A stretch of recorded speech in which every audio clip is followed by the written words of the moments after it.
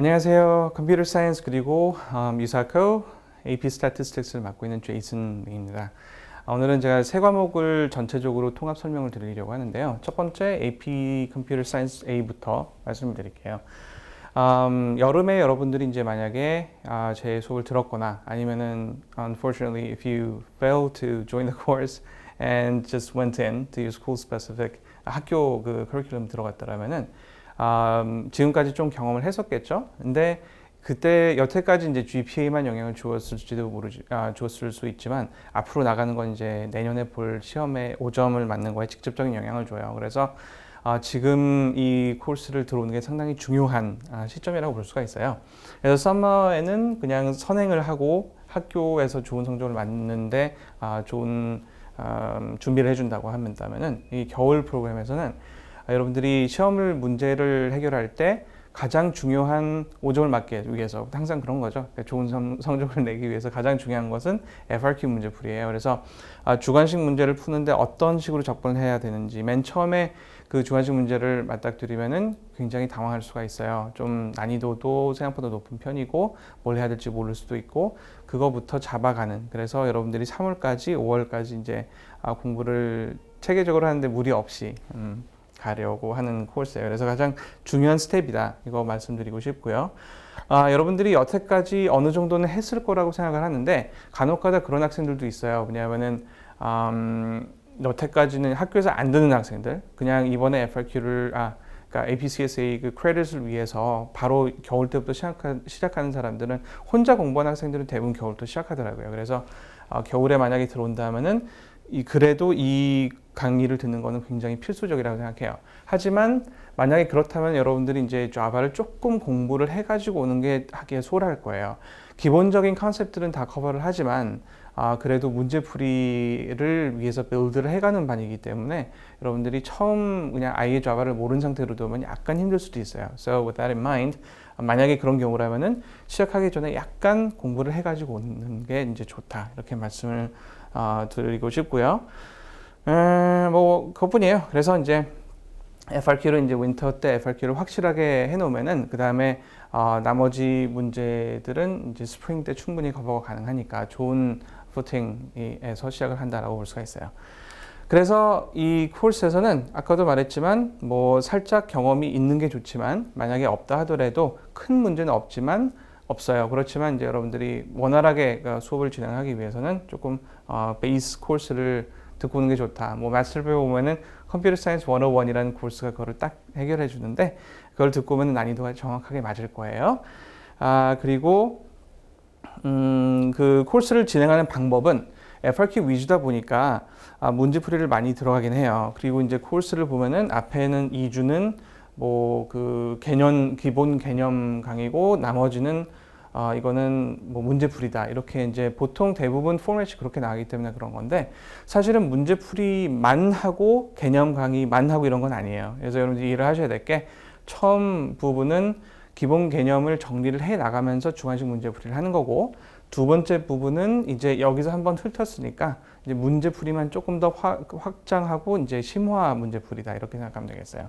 그래서 상당히 중요한 부분이 여기서 FRQ를 한 7~80% 이상을 소화를 해내야지 그 다음에 나머지는 여러분들이 혼자 한다든지 아니면은 그 나중에 이제 스프링 렉처 때 또 조인 해가지고 그 했었던 문제들에 연달아서 객관식 문제라든지 recursion이라든지 searching and sorting algorithm 이거를 커버하는데 무리가 없을 거예요. 하여튼 그런 내용이라서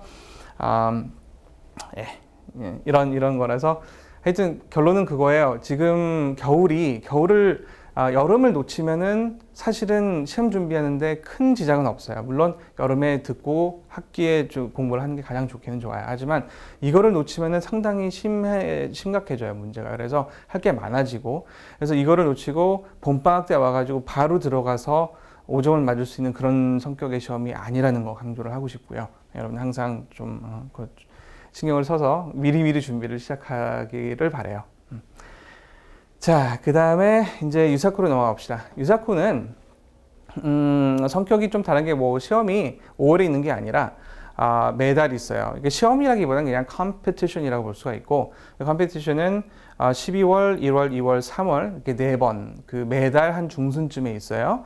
그리고 그 이후에 지나서 5월 달에 뭐 캠프가 있고 IOI가 여름에 있고 그런데 그거는 사실은 이거의 스코프에는 살짝 벗어나요. 왜냐하면은 올림픽 팀에 조인한다는 것은 상당히 힘들어요.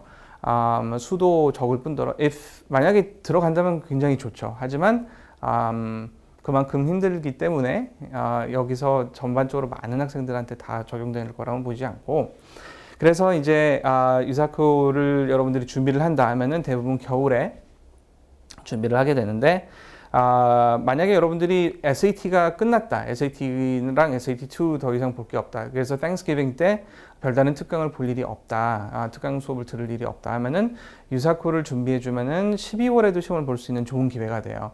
이게 상당히 분량이 많기 때문에 12월 달에 있는 시험을 겨울에 준비해서 본다는 것은 거의 힘들어요. 왜냐하면은 이게 시험이 12월 중순인데 겨울방학 시작하면은 뭐 일주일밖에 없거든요. 그러면은 어떻게 준비를 하나요? 힘들어요. 그렇기 때문에 여기서 여러분들이 이거를 12월부터 바로 하려면 Thanksgiving 때 강의를 들으셔야 돼요. 또 하나, 12월 달에 시작하는 사람들은 비기너들이 많아요. 그래서 그 Thanksgiving 강의는 비기너를 전제로 해서 시간도 조금 여유 있게 돼 있고 커버하는 문제 분량도 기초적인 것부터 하기 때문에 좀 많고 이론도 좀 풍부하게 좀 천천히 자세하게 가르쳐줘요. 그래서 12월 강의가 조금 여기서 말하는 이 12월 강의가 조금 디테일이 딱 보면은 시간이 벌써 이건 3시간짜리 강의고 12월부터 해서 1월 시험 대비하는 것은 2시간짜리 강의이기 때문에 이거는 다른 거랑 그 시간별로 맞추다 보니까 어쩔 수 없이 그렇게 됐는데, 그래도 중요한 토픽들은 다 커버해요. 다만 문제 수가 조금 쉬운 문제가 떨어져 나가서 어려운 문제가 많이 있고, 그리고 원래는 이걸 한번 겪은 사람이 이거를 한 단계 더 나가기 위해서 듣는다라는 거를 전제로 만든 프로그램이기 때문에, 그렇다고 해서 여기서 못 들을 건 아니에요. 어차피 큰 차이가 안 나요. 그런데 조금 타이트하고 약간 문제 난이도가 올라갔고 이렇게 보시면 되겠어요. Ideally, you should try for this one first.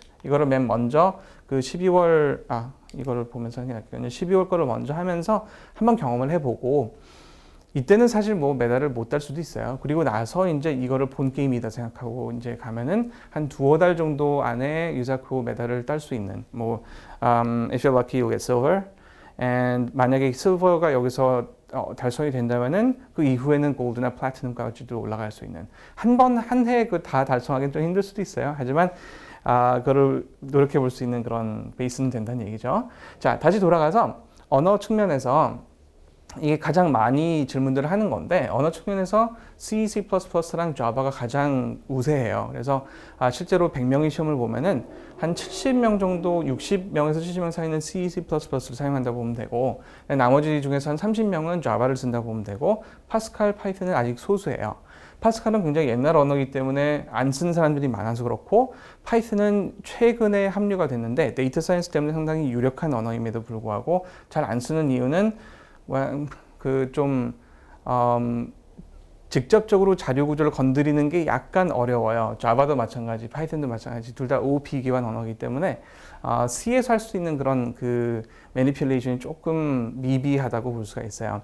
하지만 내 수업은 자바로 진행이 돼요. 왜냐하면은 여러분들이 보통 AP를 끝낸 다음에 도전하는 경우가 많고, 그렇지 않더라도 AP를 염두를 두고 공부를 하기 때문에 처음부터 C를 공부하는 학생들이 요즘 굉장히 적어요. 그래서 대부분들 자바를 백그라운드로 가지고 왔는데, 여기서 물어야 할 질문은 자바로 하면은 성적이 잘 안 나오느냐고, 그렇지는 않아요. 사실 뭐 플래티넘 가가지고 0.1초 차이로 미끄러지고 이런 건 아니에요. 그러니까 여러분들이 알고리즘을 잘 이해를 하고 있느냐를 보는 거기 때문에 자바로도 큰 문제는 없어요. 다만 똑같은 걸 했을 때 퍼포먼스 측면에서 C를 하면은 굉장히라기보다는 한 조금 더 빨라요.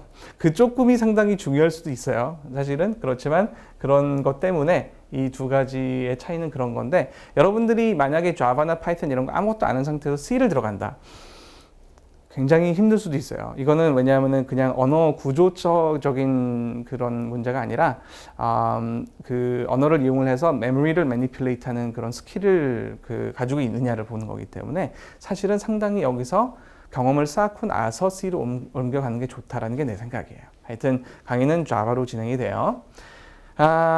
그 언제 있는가는 말씀드렸고, 그 다음에 it's an online competition, so 이걸 보려고 미국으로 안 가도 돼요. 한국에서 인터넷으로 충분히 되고, 시간이 long weekend라고 뭐 Friday부터 Monday까지 4일, Friday, Saturday, Sunday, Monday 이렇게 되죠. 4일 중에 아무 때나 내가 시작하면 돼요. 시험 자체는 it takes about 4 or 5 hours.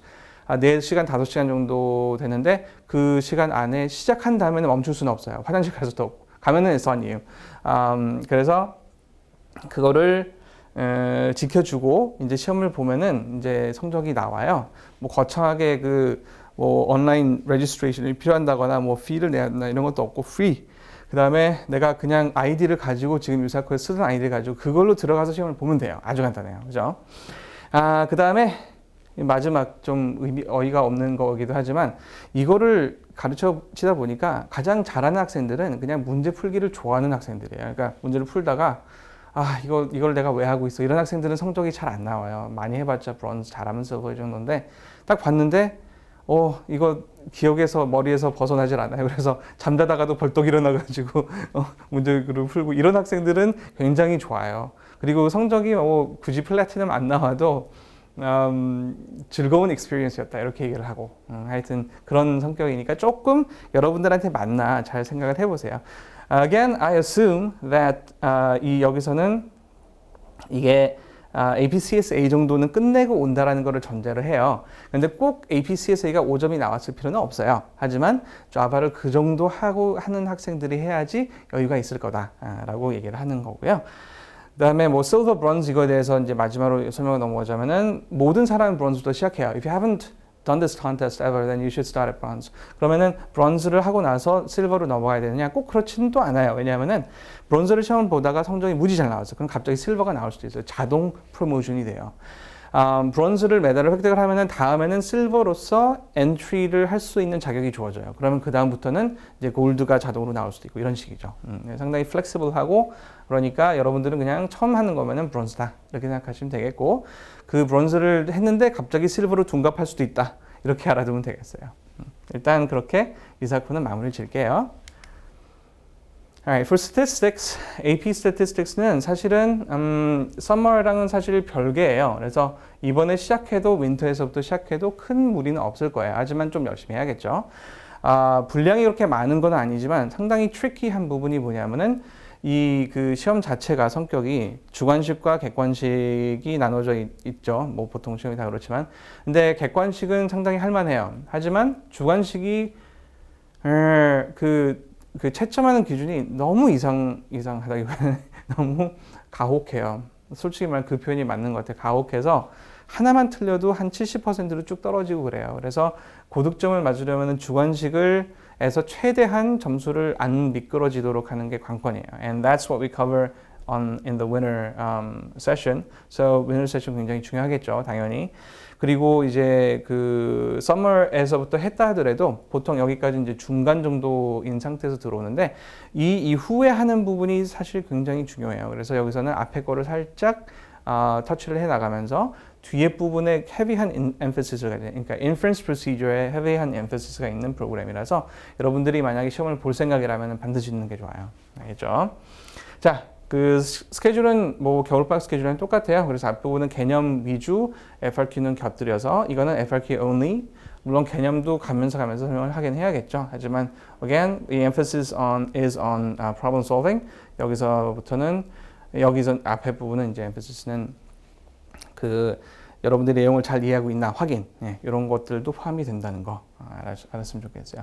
Other than that, is actually 그렇게 어려운 코스는 아니에요. 내용 자체는 그렇게 어렵게 느껴지지 않는데 여러분들이 시험을 잘 보려면은 굉장히 많은 연습을, 라이트업하는 연습을 필요해요. 여러분들이 가장 흔히 하는 실수가 뭐냐면 스탯은 수학 과목이니까 수학 공식 알면 되겠지라고 생각하는데 큰일 날 생각이에요. 그러면은 잘 나와야 4점이에요. 3점 나오는 거 많이 봤어요. 그런 생각으로 공부 잘하는 학생도 나는 멀티 베리블까지 했으니까 AP 스탯은 그냥 그 공식 몇 개 외우면 되는데 뭐 이렇게 생각하고 들어가면 3점 나와요.